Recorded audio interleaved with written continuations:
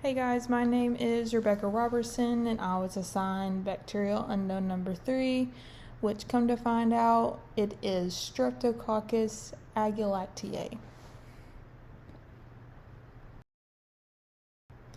So a lab requisition form was sent to the MLT lab, which is basically stating the main points for patient information and information that an MLT needs to know to continue with the testing. So some of the main points that were on the form is the patient's name is Joe Dirt. Date of birth is 5/5/1985. The specimen number is 134567. Diagnosis is a swollen foot and pain in toe. Microbiology basically states what the MLT needs to do. Is an aerobic culture, right toe wound, and a culture and sensitivity needs to be done. Collection date was 6/11 of 2025. Collection time was 6:30, and then the phlebotomist initials was RW. There are some key information that is missing from this form. For example, the ward or clinical location is not on here, just showing where the specimen came from, like which department of the hospital it came from. The sex of the patient is missing, and then the ICD-10 code is also missing. So the MLT will need to contact the collector and get this key information before continuing with the specimen processing.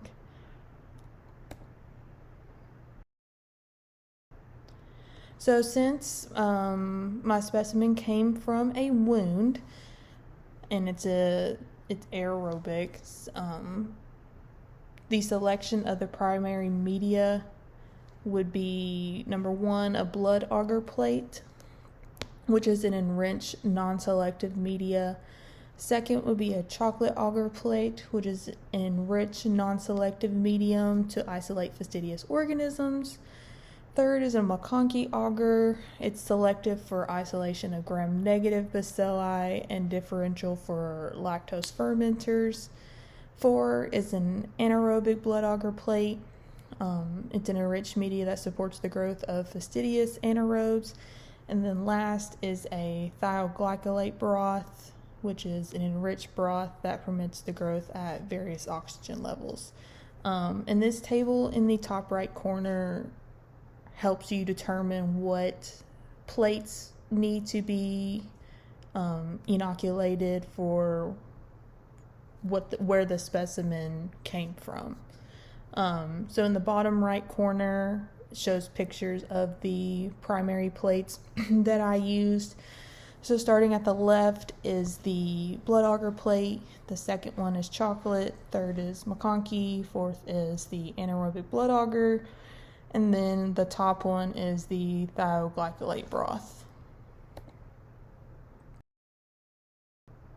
So for the streaking techniques and swab usage, for the swab we used an aerobic culture collection system. For the streaking technique we used a 4-quadrant streaking technique. So what you do is, number 1, you roll the swab over 1/4 of the plate depicted in section A, and then use an inoculating loop, pass it through the plant area once or twice and streak it into quadrant 2, showing section B in the picture. Rotate the plate and streak into quadrant 3 by initially going through quadrant 2, depicted in section C.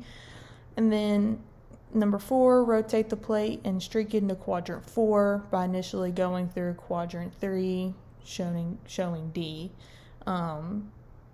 Mainly do not overlap streaking into different quadrants because we are trying to isolate bacterial colonies of the organism.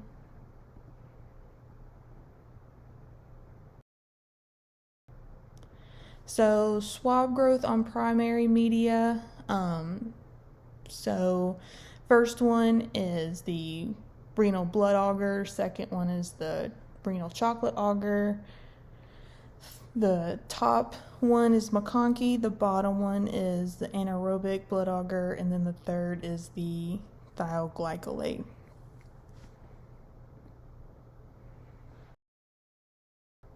So the macroscopic appearance and growth on media. The environment during incubation was 24 to 48 hours at a temperature of 35 to 37 degrees Celsius via increased carbon dioxide, CO2. From the slide before, you could see that there was growth on the blood agar plate, chocolate, and then growth in the thioglycolate broth. There was no growth on McConkey and anaerobic blood agar plate. So you can see in the top pictures on the blood agar plate, and also it's the same on chocolate, that there were creamy white mucoid, raised, small, round, entire margarine, and no distinct colors. And on the blood agar plate, there was narrow beta hemolytic colonies. In the bottom picture, it shows the thioglycolate broth. So there was turbid growth throughout the tube, but more concentrated in the upper and mid portions due to its facultative anaerobic nature. There, as you can see, there was like tiny little balls throughout the tube. So it best depicts area C in the picture at the bottom.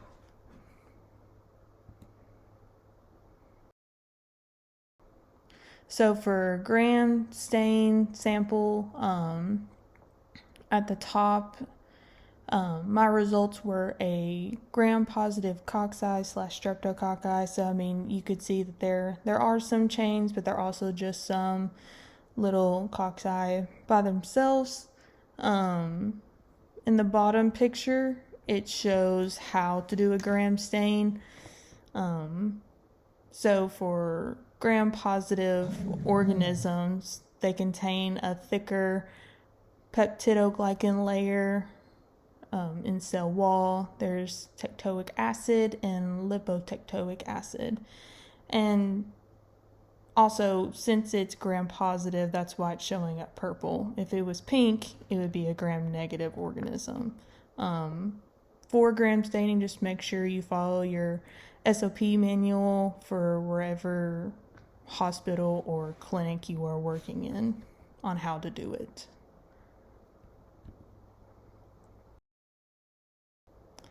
So next are biochemical tests that are selected. So since it's a gram-positive cocci, we need to do first a catalase test. And a catalase test detects the enzyme catalase in bacteria. It differentiates between Staphylococcus and Streptococcus. It breaks down hydrogen peroxide into water and oxygen by producing bubbles of oxygen gas. So in the bottom left corner, my organism was catalase negative, so there were no bubbles, 0 bubbles, which indicates it's a Streptococcus organism. So the second test that I did, was colony morphology / hemolysis, which is a visual characteristics of bacteria on blood agar plate and the breakdown of red blood cells around the colonies. It's already said what the colony morphology looked like, but the main point on this one is that on the blood agar plate there were beta hemolytic colonies, which also help us detect what kind of Streptococcus organism it is. So for the third test that I did was a PYR test. So it detects this PYRase enzyme. It can differentiate between a group D Streptococcus, which enterococcus would be positive from a non-enterococcus would be negative. And then also it could do beta hemolytic streptococcus, where group A strep would be positive and group B strep would be negative. So my organism came out to be PYR negative. So in the bottom picture shows the PYR test. Since mine was negative, there were no color change. But if mine was positive, it would color change to a pink. But mine did not. Mine stayed clear, no color change. So it's a negative. And then I also did a bacitracin susceptibility test. It determines the organism's susceptibility to antibiotic bacitracin. It differentiates between Streptococcus pyogenes, which is susceptible, and then other beta hemolytic streptococci, which are resistant. So in the top right corner, I got a primary media plate and streaked my organism using a lawn streak technique and placed the bacitracin disc in the center, inoculated it or incubated it for 24 to 48 hours, and when it came out and I looked at it, there was no zone of inhibition around the bacitracin disc. So my organism was resistant to this antibiotic. So after that, I did a CAMP test, which is the main home hitter for my organism. It detects an extracellular thermostable protein called the CAMP factor produced by Streptococcus agalactiae, group B strep, and mine was CAMP positive.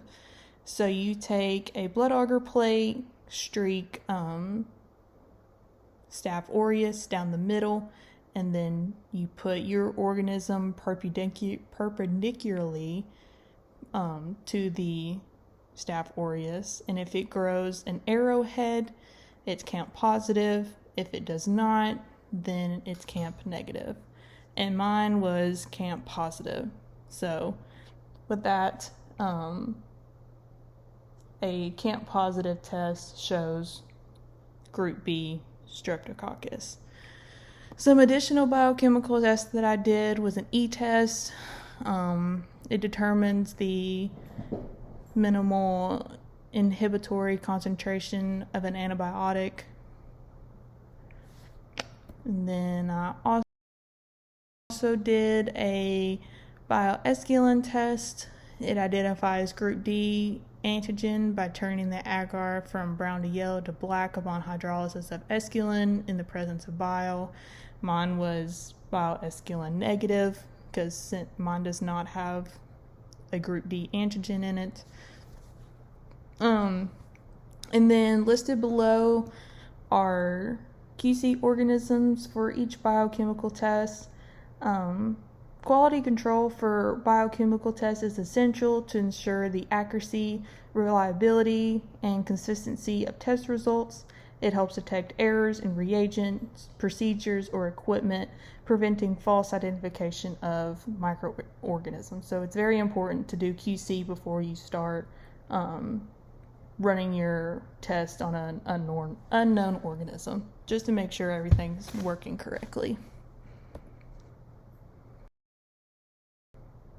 So we used an automated system called the Microscan Walkaway, and this is an automated test, and the automated test showed that my unknown number 3 was Streptococcus agalactiae with a 92% probability, so that's pretty accurate. The top right panel section indicates different biochemical tests. So bench work biochemical test that I did and the microscan they both verified that PYR was negative and bioesculin was negative.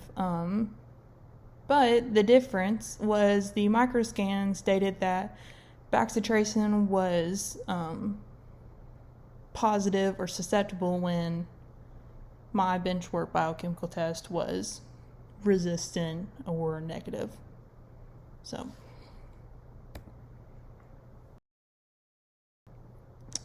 just some key features of the organism. The family, genus, and species. Species, of course, is Streptococcus agalactiae. Some other biochemical tests is hippurate hydrolysis, which would be positive. If you did a Lancefield test, it'd be positive for group B antigen, and then for 6.5% NaCl tolerance, there'd be no growth, resulting in a negative result, unlike Enterococcus species, which are positive. So group B strep, it is a part of our normal flora. It can reside in the gastrointestinal tract and vaginal tract. It may also colonize the mucous membrane of the genitourinary, upper respiratory, and gastrointestinal tract.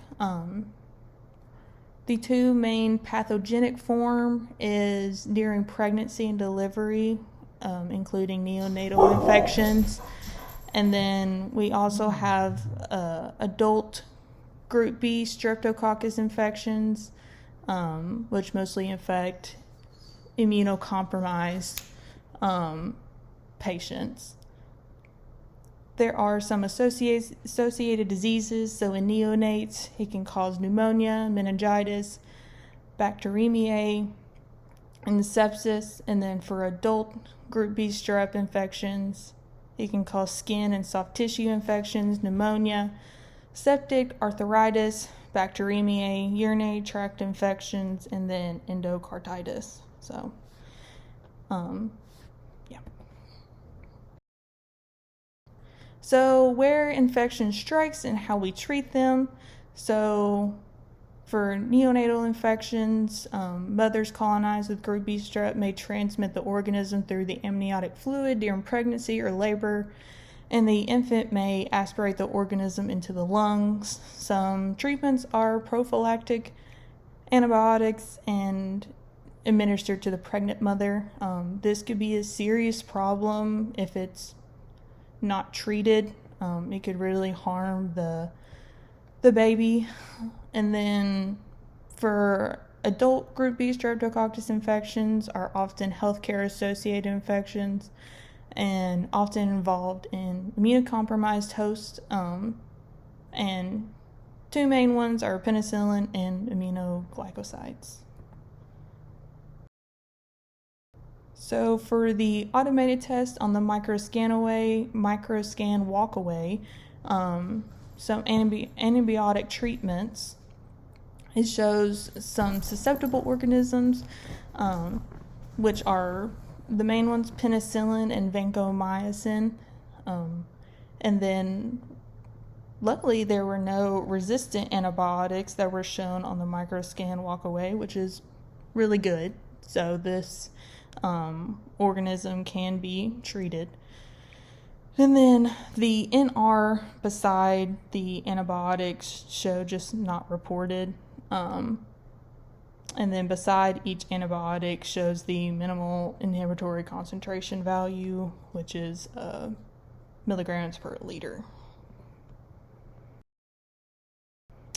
And then, all right, so here are my resources. So I used, of course, our textbook and then other websites to help me out. I hope you learned more about Group B strep, and thanks for watching.